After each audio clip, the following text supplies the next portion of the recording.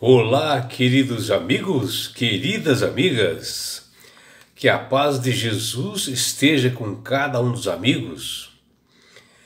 Como é bom nós separarmos esse momento para nós estudarmos a lição da escola sabatina, para nós obtermos conhecimento, entendimento e sabedoria. Que todos tenham um dia assim bastante feliz. Vamos estudar a lição? E hoje, quinta-feira, 13 de novembro de 2025, a lição 7 de hoje, ela tem como título Ansiando por Sua Presença. E a lição de hoje ela está baseada no livro de Josué, capítulo 18, dos versículos 1 e 2.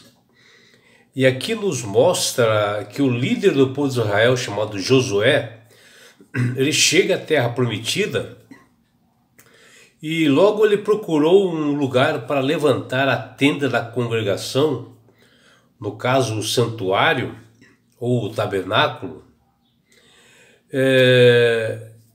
que nessas terras que ele havia escolhido, ali permaneceu por 300 anos. É um lugar chamado ali de Siló, né? que nesse local Josué fez uma assembleia onde ali foi dividido as terras, né, em 7 tribos menores de Israel, que ainda eles não haviam recebido esta herança, porque as demais tribos já haviam recebido as terras bem antes de realmente deles possuírem a terra prometida. Deus através de Moisés já havia doado para várias tribos, né? E que isso aí foi uma profecia que se cumpriu, né, nos tempos de Josué. Foi prometido lá em Moisés e no tempo de Josué foi concretizado. Mas chegou um determinado momento que Josué interrompe essas distribuição de terras para ele estabelecer esse tabernáculo, ali em Sió, e ali ele centralizava os cultos, né, e todo o ritual, porque ali era um tabernáculo, realmente para uma adoração a Deus, levarem sacrifícios, né? Mas era um tabernáculo terreno. Era só uma forma, né, de que Deus estava querendo para educar o povo. E a adoração, ela estava assim ganhando assim, um destaque assim após a construção desse tabernáculo e se tornou uma prioridade para todo o povo de Israel, até mesmo em relação à conquista e à distribuição do território. E a presença do santuário ali, mais tarde se tornou o Templo de Jerusalém, deveria ajudar o povo a reconhecer continuamente a presença de Deus entre eles, e o dever do povo de Israel era cumprir essa aliança. O apóstolo Paulo, no livro de Hebreus, capítulo 6, versículos 19 e 20, e Hebreus capítulo 9, versículos 11 e 12, nós aprendemos que Josué, como cristão, né, ele constrói esse tabernáculo, mas nós temos que entender que nós não temos assim, um santuário terrestre em que a presença física de Deus possa estar entre nós. E que a construção desse tabernáculo terreno era só uma forma realmente de educar o povo, para eles realmente começarem a conhecer mais o Deus, porque este tabernáculo foi uma cópia que Moisés pegou do tabernáculo celestial fornecido por Deus. E que no céu, sim, nós um dia estaremos diante do Senhor nesse tabernáculo celestial, porque ali está realmente o nosso advogado, o sumo sacerdote chamado Jesus, que Ele realmente intercede por nós hoje para que nós possamos alcançar a salvação. E nós um dia estaremos nessa presença, nesse tabernáculo celestial. E Deus já havia dado a vitória, né, ao povo de Israel sobre os habitantes ali das cidades de Jericó e da cidade de Ai, sobre os cananeus, que ficava assim ao norte e ao sul, que eles fizeram guerra contra esses cananeus, tendo assim conquistado a parte central da terra prometida sob a liderança de Josué. Aparentemente a nação de Israel estava indo bem. Apenas ocorreu duas falhas nesse percurso que foram registradas nas Escrituras através de todas essas conquistas, né? E uma delas foi na cidade de Ai, que devido ao pecado de Acã, o povo de Israel foi derrotado, que nós vimos ali no capítulo 7 e que nós estudamos. E o outro é quando eles se deixaram de enganar pelos Gebionitas, né? Que eles se passaram com o povo de Israel, que está lá no capítulo 9.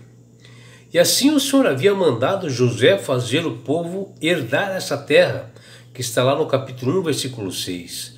E Deus disse para ele subjugá-la e distribuí-la. Era agora a ocasião para o líder do povo de Israel, e isso Deus falou bem antes, lá no capítulo 1. E assim era uma oportunidade do líder do povo de Israel, que agora ele conseguiu aquelas terras, distribuir entre as tribos essa terra prometida em partes ainda não conquistadas. E pela fé eles deveriam se apossar dessas terras que faltavam, pois o Senhor prometia lançar diante dele todos os seus habitantes, está em Josué 1,6, ou seja, as nações que não quiseram aceitar a Deus como Salvador, não quiseram aceitar Jesus como Salvador do Senhor, se rebelaram no caso dos cananeus e afrontavam a Deus ali na terra prometida, e justamente essa terra que foi apossada por Deus, que ele deu para o povo de Israel. E após a distribuição dos territórios ali atribuídos, as tribos ficaram assim, ó. A primeira, a tribo de Levi, ela não recebeu nenhum território como herança, como as demais tribos receberam. A função dos levitas era deles fazendo o serviço de Deus dentro do templo, como sacerdotes, e dar instrução ao povo sobre a lei divina. E assim cada tribo deu aos levitas um pedaço para eles morarem, com pastagens para o seu gado, e que está lá em Josué 13:14, e também fala também em Josué capítulo 21. E ao todo eles receberam um pedaço de terra em 48 cidades. As tribos de Ruben e Gade, bem com a metade da tribo de Manassés, que já haviam recebido lá de Moisés, lá atrás, que já tinha definido o seu território, eles ficaram ali no oriente do Jordão, que fala lá em Números 32, né? Então Deus deu para essa tribo de Manassés, já deu antes essas terras, antes de conseguir. O terceiro ponto é as tribos de Judá e Efraim, e a outra metade da tribo de Manassés, receberam o território que lhes havia concedido por Jacó como herança 450 anos antes, que está lá em Gênesis 48:22, e que Josué fala aqui no capítulo 15 e até o capítulo 17 menciona isto. Os territórios das tribos restantes, elas foram determinadas e divididas em uma assembleia na congregação chamada Siló, entre 7 tribos menores, através de um sorteio. E o tipo de território que cada tribo deveria receber havia sido definida bem antes por Jacó, em função do caráter dos seus filhos, que fala lá em Gênesis 49, e por Moisés em Deuteronômio 33. Essas descrições foram proféticas pois coincidiu com as características dos territórios designados e sorteados para cada tribo quando Josué conquistou ali aquelas áreas. O santuário do deserto foi o primeiro local de adoração e louvor ao Senhor para a segunda geração da nação de Israel, que Deus já chamou de meu tabernáculo. Aqui Deus arrumou um método para demonstrar seu desejo de habitar no meio do povo de Israel, que diz lá em Êxodo 25:8, Levíticos 26, versículos 11 e 12. E aqui revela esse tema central, né? Que o ponto principal aqui é a presença de Deus no meio de Israel, que se tornou uma realidade possível, né, após a posse da terra prometida.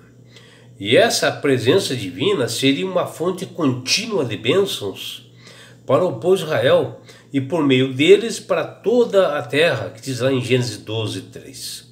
Tanto é que Deus falou para Abraão: abençoarei os que te abençoarem e amaldiçoarei os que te amaldiçoarem, e em ti serão benditas todas as famílias da terra, que está lá em Gênesis 12:3. O apóstolo Paulo, em Hebreus capítulo 9, versículos 11 e 12, ele menciona que Cristo veio como sumo sacerdote do perfeito tabernáculo no céu, não feito por mãos humanas, não por fim de sangue de bodes e de bezerros, que era feito nesse santuário terreno, mas sim pelo próprio sangue de Cristo.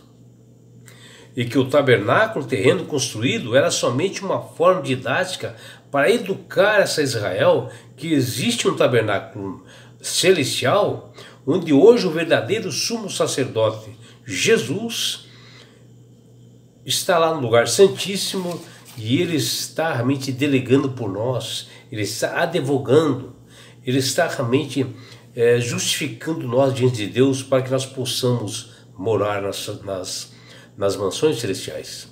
E é por isso, meu amigo, minha amiga, que Deus tem falado através do poder do Espírito Santo para que todos aceitem a Jesus como Salvador e Senhor. Porque o próprio Jesus diz: eu sou o caminho, a verdade e a vida.